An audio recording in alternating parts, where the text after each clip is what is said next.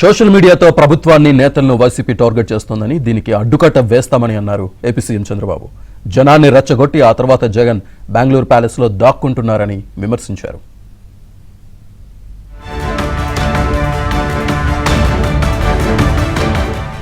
మీడియాతో చిట్చాట్లో AP CM Chandrababu కీలక వ్యాఖ్యలు చేశారు. టీడీపీ నేతలను ట్రాక్ చేసి ఏదో ఒక అరాచకం చేయాలని జగన్ చూస్తున్నారని, ఎవరో రెచ్చగొడితే రెచ్చిపోవద్దని పార్టీ నేతలకు సూచించినట్లు చెప్పారు.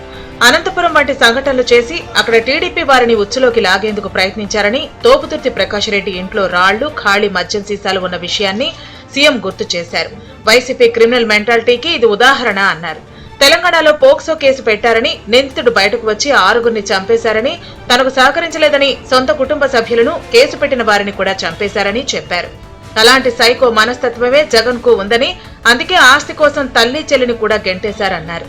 తనకు సహకరించని వారిని ఎవరినైనా జగన్ ఇలానే చేస్తారని చెబుతూ ఇటువంటి వారిని సమర్థంగా ఎదుర్కొంటామని చెప్పారు. జగన్ కుటుంబ చరిత్ర అంతా కూడా నేరాలతో నిండి ఉందని, వీరి వలన ఐఏఎస్లు, పలువురు పారిశ్రామికవేత్తలు కూడా జైలుకు వెళ్లిన విషయాలను సీఎం చంద్రబాబు గుర్తు చేశారు.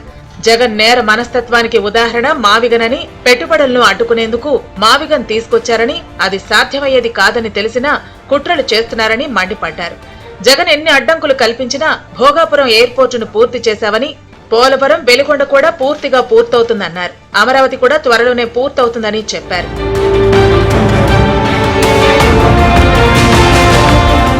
బ్రహ్మణి స్టీల్స్ వ్యవహారంలో చేసిందంతా మోసమేనని, దీనికి అనుబంధంగా ఓబులాపురం మైనింగ్ కంపెనీ వ్యవహారం కూడా ఉందని చెప్పారు సీఎం చంద్రబాబు. బ్రహ్మణి స్టీల్స్ పేరుతో జరిగిన దోపిడీకి ఇంత కాలానికి చెక్ పెట్టగలిగామని, ఓబులాపురం మైనింగ్ కంపెనీ వ్యవహారం తేలాల్సి ఉందన్నారు. ఈ భూములను సద్వినియోగం చేసుకుని ఉంటే అనేక పరిశ్రమలు రావటమే కాకుండా వేలాది మందికి ఉపాధి అవకాశాలు దక్కేవని సీఎం అభిప్రాయపడ్డారు. ఉత్తరాంధ్రలో బాక్సైట్ కూడా అలానే చేశారని, రాష్ట్ర సంపదను, ప్రకృతి వనరులను దోచుకుంటున్నారని, భవిష్యత్తులో జగన్ ఇటువంటి అరాచకాలు ఇంకా చేస్తారని చెప్పారు. అభివృద్ధి, సంక్షేమంతో పాటు వివిధ అంశాలకు సంబంధించి నిజాలను కూడా వివరిస్తే ఏది నిజమో ప్రజలు తెలుసుకుంటారన్నారు సీఎం. రాజధానిని పూర్తి చేస్తే తమకు మంచి పేరు వస్తుందని, అందుకనే మావిగన్ అంటూ జగన్ కొత్త నాటకానికి తెరలేపారని సీఎం చంద్రబాబు చెప్పారు. సోషల్ మీడియాలో ప్రభుత్వ ప్రతిష్టను దెబ్బతీసేలా నాయకుల వ్యక్తిత్వ హననం చేస్తూ కుట్రలు చేస్తున్నారని ఆగ్రహం వ్యక్తం చేశారు. ఇలాంటి వ్యవహారాలను అరికట్టేందుకు టాస్క్ ఫోర్స్ ఏర్పాటు చేశామని సీఎం తెలిపారు.